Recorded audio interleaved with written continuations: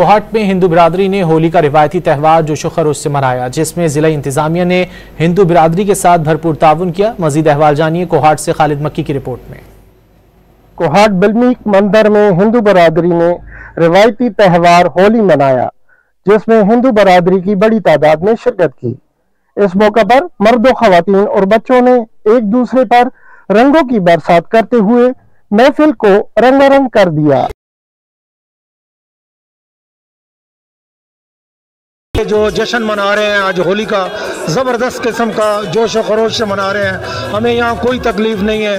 شرکاء نے ہولی کے رنگ ایک دوسرے کے چہروں پر لگائے، وہاں آتش بازی کا مظاہرہ بھی کیا گیا۔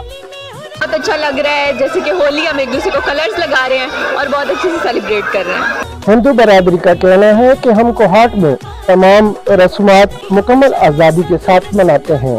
خالد مکی، ڈان نیوز، کوہاٹ۔